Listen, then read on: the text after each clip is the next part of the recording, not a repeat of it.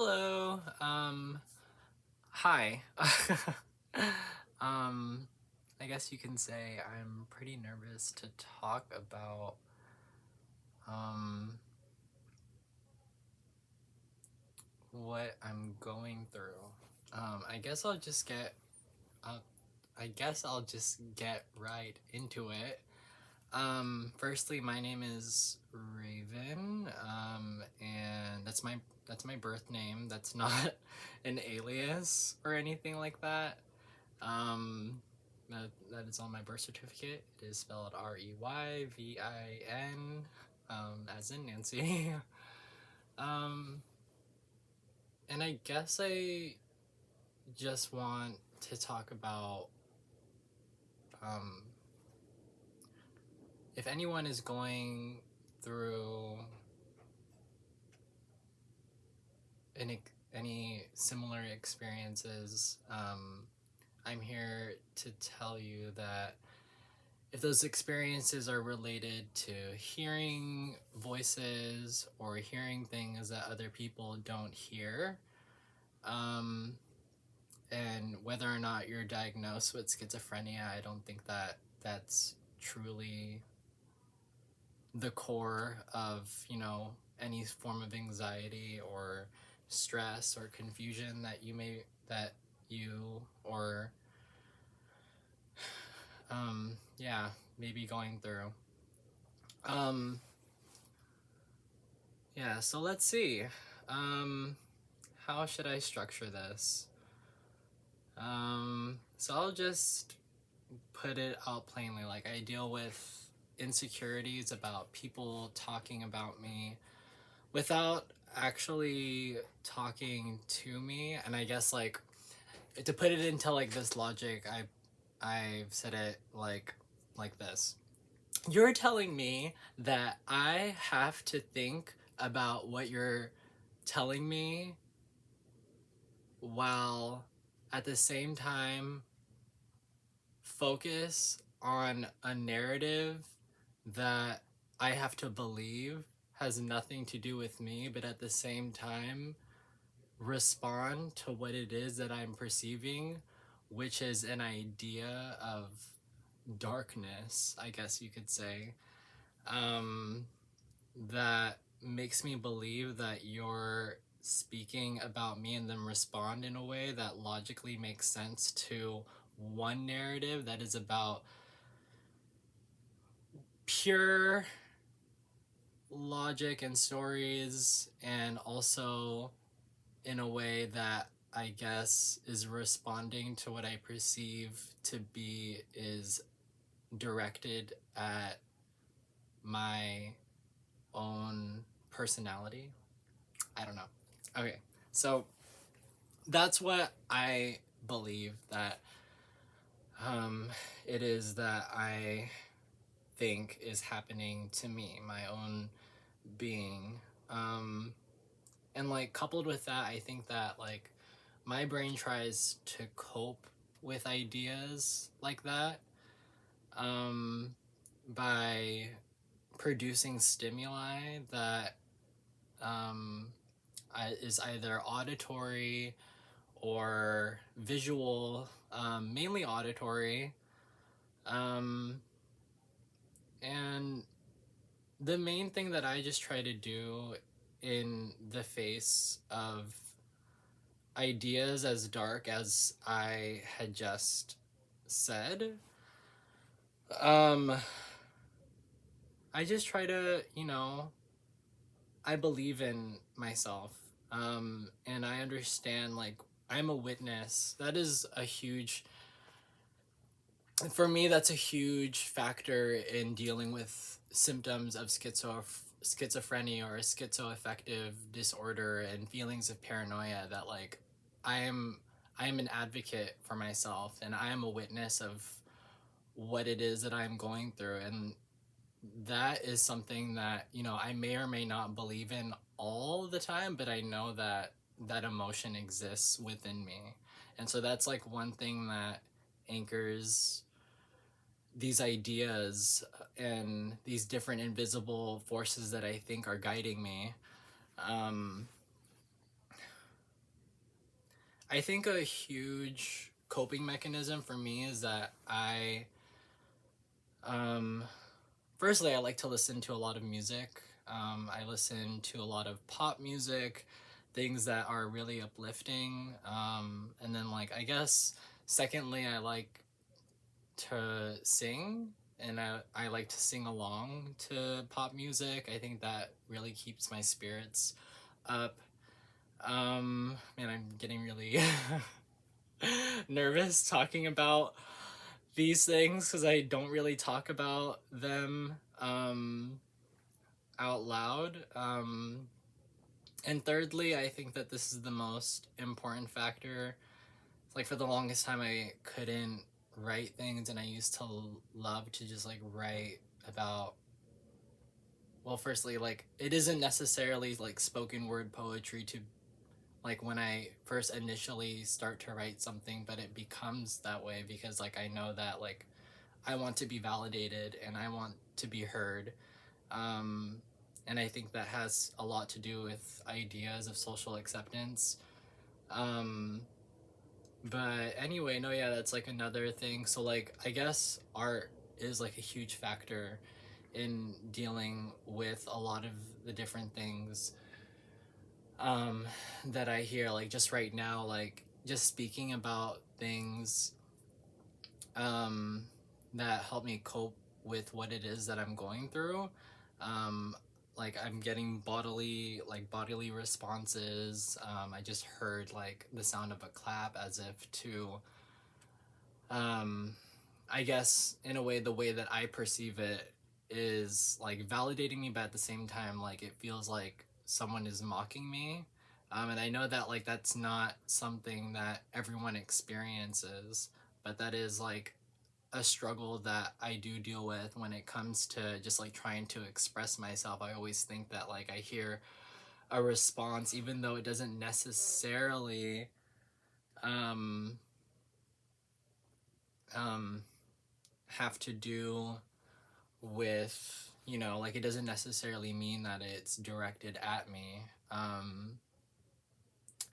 And yeah, I could go on and on about the things that I hear and like the responses that I feel like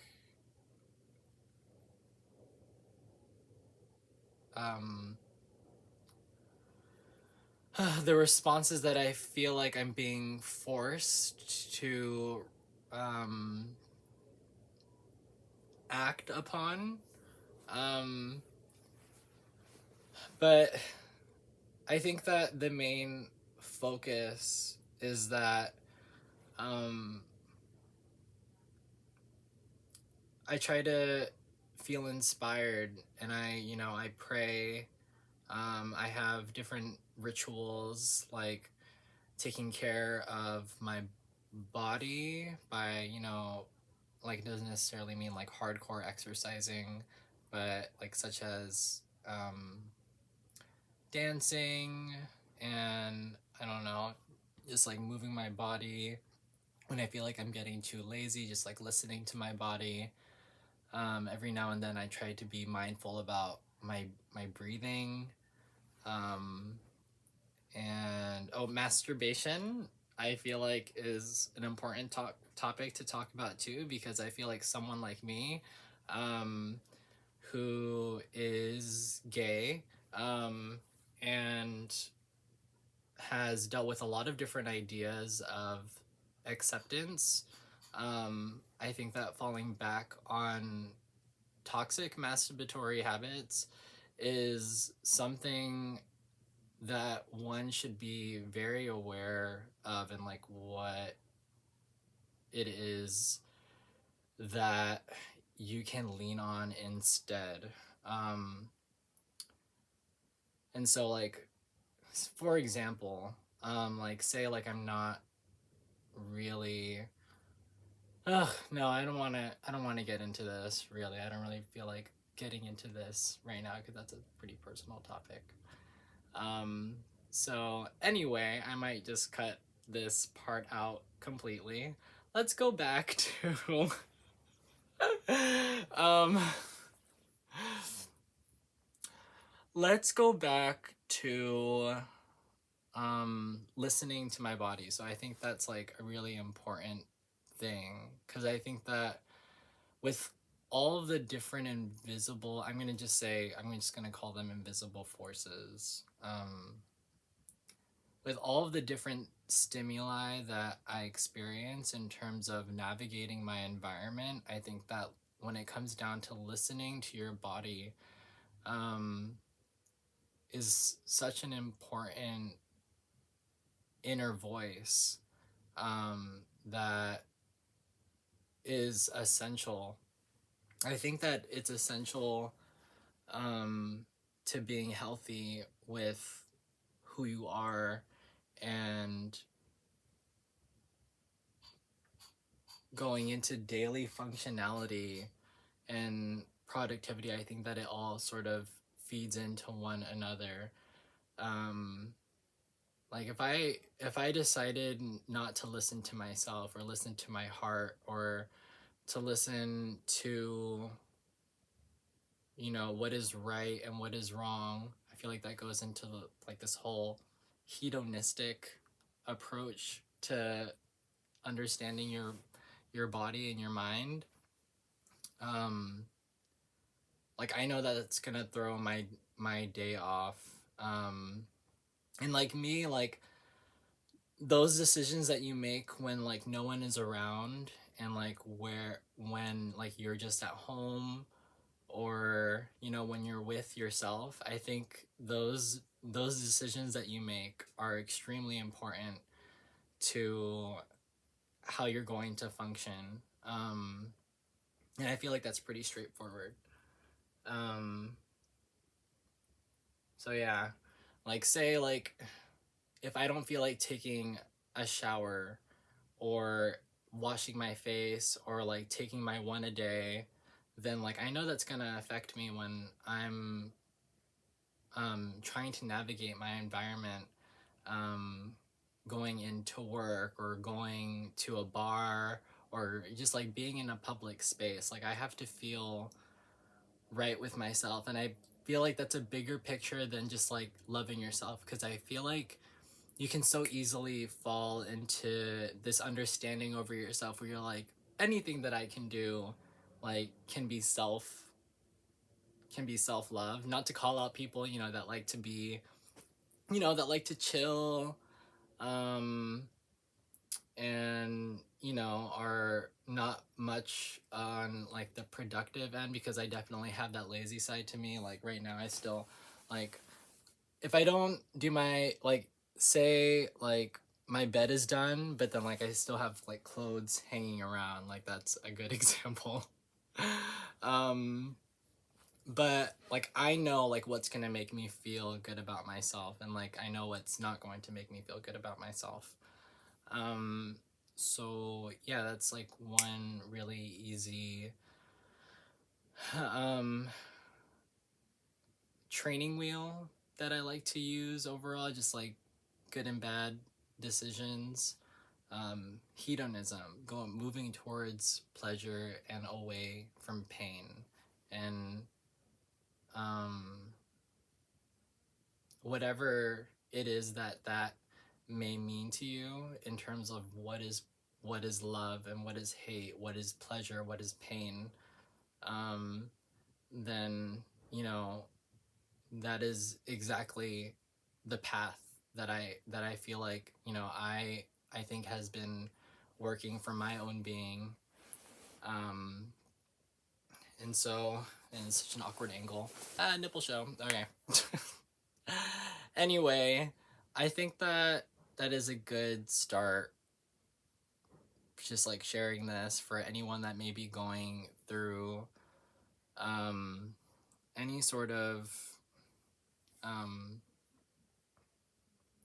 similar experiences with hearing voices, or dealing with ideas of paranoia.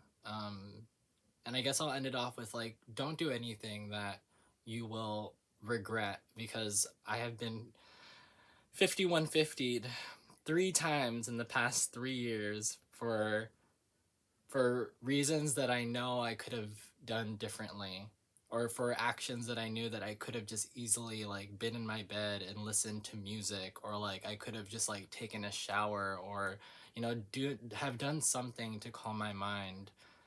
um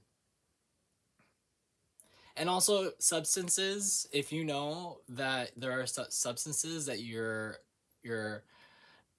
sensitive to, like for me that's smoking marijuana. So I know that marijuana is such uh um it's such a hot topic still, because I feel like just like it was just like when I first started smoking weed, that was in I think 2016 or 2017 when I really started smoking a lot of marijuana. Um, and that was only for people that had like recommendation letters or like had a prescription. And then now it's like still approved, so I still feel like we're dealing with the initial um the initial I don't know, approval for marijuana. But if you know, like, if you're sensitive like me, like both emotionally and like to substances, like I can't even drink alcohol without getting nauseous after 2 beers, then listen. Listen to yourself, listen to how you react to things like that. Um, I keep looking at myself and I'm just like, wow, I look so good, but in real life, I don't look like this. um, but no, yeah, I guess I'll just end it there. Like for anyone that's looking for the basics of just trying to cope with something that you don't really understand, I am here to say that you can get through it. And that's not to speak on like your own individual experiences with your emotionality and whatever stimuli your brain is producing, because I know that the spectrum is pretty um it's not narrow. And so like there are probably some people that are even afraid to say like, hey, like I am crazy. And I hear and see things that other people don't hear or see. Um, but I think that, there are times where like those your environment and like how you perceive your environment can be simplified. At least from my own experience. And I would say that like I've had some pretty severe symptoms and that I'm not lying about. So anyway, um, God bless. God bless. To anyone who is struggling with any sort of trauma or um, feelings of confusion or any sort of hurdle. Um, and yeah, keep calm, carry on, always wear clean underwear.